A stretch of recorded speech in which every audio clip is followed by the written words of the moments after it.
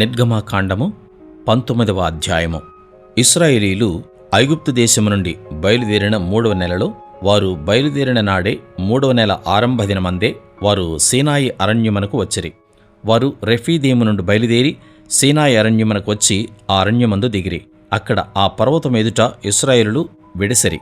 మోషే దేవుని యొద్దకు ఎక్కిపోగా, యెహోవా ఆ పర్వతము నుండి అతని పిలిచి, నీవు యాకోబు కుటుంబీకులతో ముచ్చటించి ఇశ్రాయేలులకు తెలుపవలసినదేమనగా, నేను ఐగుప్తీయులకు ఏమి చేసితినో మిమ్మును గద్దరెక్కల మీద మోసి నా యొద్దకు మిమ్మునెట్లు చేర్చుకొంటినో మీరు చూచితిరి. కాగా మీరు నా మాట శ్రద్ధగా విని నా నిబంధనను అనుసరించి నడిచిన యెడల మీరు సమస్త దేశ జనులలో నాకు స్వకీయ సంపాద్యమగుదురు. సమస్త భూమియు నాదే గదా. మీరు నాకు యాజక రూపమైన రాజ్యముగాను పరిశుద్ధమైన జనముగాను ఉందురని చెప్పుము.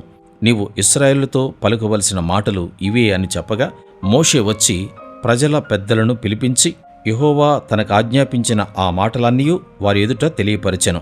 అందుకు ప్రజలందరూ యెహోవా చెప్పినదంతయు చేసిదమని ఏకముగా ఉత్తరమిచ్చిరి.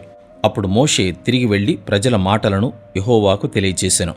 యెహోవా మోషేతో, ఇదిగో, నేను నీతో మాట్లాడునప్పుడు ప్రజలు విని నిరంతరము నీ యందు నమ్మకముంచునట్లు నేను కారుమబ్బులలో నీ యొద్దకు వచ్చేదనని చెప్పాను. మోషే ప్రజల మాటలను యెహోవాతో చెప్పగా, యెహోవా మోషేతో, నీవు ప్రజల యొద్దకు వెళ్ళి నేడును రేపును వారిని పరిశుద్ధపరచుము. వారు తమ బట్టలు ఉదుకుని 3వ నాటికి సిద్ధముగా నుండవలెను. 3వ నాడు యెహోవా ప్రజలందరి కనుల ఎదుట సీనాయి పర్వతం మీదికి దిగివచ్చును. నీవు చుట్టూ ప్రజలకు మేరను ఏర్పరిచి, మీరు ఈ పర్వతము ఎక్కవద్దు, దాని అంచును ముట్టవద్దు. భద్రము సుమీ, ఈ పర్వతము ముట్టు ప్రతివానికి మరణశిక్ష తప్పక విధింపబడవలను. ఎవడనూ చేతితో దాన్ని ముట్టకూడదు. ముట్టినవాడు రాళ్లతో కొట్టబడవలను, లేక పొడవబడవలను. మనుష్యుడు గాని మృగము గాని బ్రతుకకూడదు. బూరధ్వని చేయునప్పుడు వారు పర్వతం యొద్దకు రావలనెను. అప్పుడు మోషే పర్వతం మీద నుండి ప్రజల యొద్దకు దిగివచ్చి ప్రజలను పరిశుద్ధపరచగా, వారు తమ బట్టలను ఉదుకుకొనిరి. అప్పుడతడు 3వ నాటికి సిద్ధముగా నుండి ఏ పురుషుడు స్త్రీని చేరకూడదని చెప్పెను. 3వ నాడు ఉదయమైనప్పుడు ఆ పర్వతం మీద ఉరుములు, మెరుపులు, సాంద్ర మేఘము, బోర యొక్క మహాధ్వనియు కలుగగా పాళెములోని ప్రజలందరూ వణికిరి. దేవునిని ఎదుర్కొనుటకు మోషే పాళెములో నుండి ప్రజలను అవతలకు రప్పింపగా, వారు పర్వతము దిగువను నిలిచిరి. యెహోవా అగ్నితో సీనాయి పర్వతం మీదికి దిగి వచ్చినందున అదంతయు ధూమమయమై ఉండెను. దాని ధూమము కొలిమి ధూమం వలె లేచెను. పర్వతమంతయు మిక్కిలి కంపించెను. ఆ బోరధ్వని అంతకంతకు బిగ్గరగా మ్రోగెను. మోషే మాట్లాడుచుండగా దేవుడు కంఠస్వరము చేత అతనికి ఉత్తరమిచ్చుచుండెను.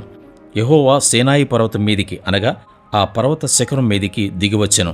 యెహోవా పర్వత శిఖరం మీదికి రమ్మని మోషేను పిలవగా మోషే ఎక్కిపోయెను. అప్పుడు యెహోవా, ప్రజలు చూచుటకు యెహోవా యొద్దకు హద్దుమీరి వచ్చి వారిలో అనేకులు నశింపకుండునట్లు నీవు దిగిపోయి వారికి ఖండితముగా ఆజ్ఞాపించుము. మరియు యెహోవా వారి మీద పడకుండునట్లు యెహోవా యొద్దకు చేరు యాజకులు తమ్ము తామే పరిశుద్ధపరచుకొనవలెనని మోషేతో చెప్పగా, మోషే యెహోవాతో, ప్రజలు సీనాయి పర్వతము ఎక్కలేరు. నీవు పర్వతమునకు మేరలను ఏర్పరిచి దాన్ని పరిశుద్ధపరచవలనని మాకు ఖండితముగా ఆజ్ఞాపించితివనెను. అందుకు యెహోవా, నీవు దిగి వెళ్ళుము, నీవును నీతో అహరోనును ఎక్కిరావలెను. అయితే యెహోవా వారి మీద పడకుండునట్లు యాజకులను ప్రజలను ఆయన యొద్దకు వచ్చుటకు మేరను మేరకూడదు. ఆయన వారి మీద పడునేమో అని అతనితో చెప్పగా, మోషే ప్రజల యొద్దకు వెళ్ళి ఆ మాట వారితో చెప్పెను.